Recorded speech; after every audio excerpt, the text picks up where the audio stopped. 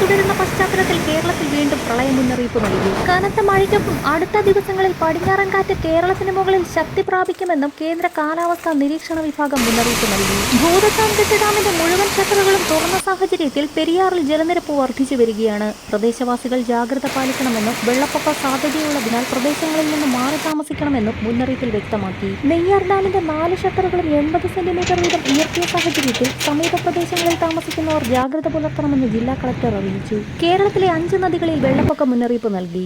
ഒഡീഷ തീരത്തിന് സമീപം വടക്ക് പടിഞ്ഞാറൻ ബംഗാൾ ഉൾക്കടലിന് മുകളിലായി സ്ഥിതി ചെയ്തിരുന്ന ശക്തി കൂടിയ ന്യൂനമർദ്ദം തീവ്ര ന്യൂനമർദ്ദമായി ശക്തി പ്രാപിച്ചു.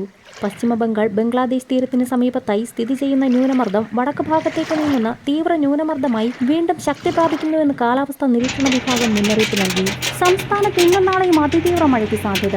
പത്തനംതിട്ട, ഇടുക്കി, കണ്ണൂർ, കാസർഗോഡ് ജില്ലകളിൽ അതിശക്തമായ മഴ കണക്കിലെടുത്ത് റെഡ് അലർട്ട് പ്രഖ്യാപിച്ചു. കനത്ത മഴയെ തുടർന്ന് പലയിടങ്ങളിലും റോഡുകളിൽ വെള്ളക്കെട്ടുകൾ രൂപപ്പെട്ടു.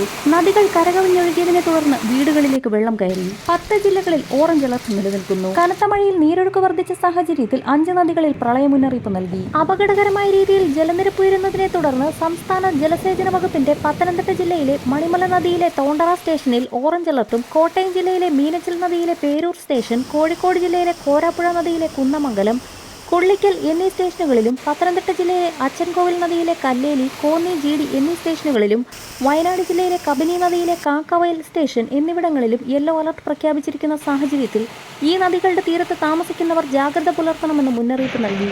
വരും മണിക്കൂറുകളിലെ കാലാവസ്ഥാ മുന്നറിയിപ്പുകൾക്കായി ചാനൽ സബ്സ്ക്രൈബ് ചെയ്യാൻ മറക്കാതിരിക്കുക.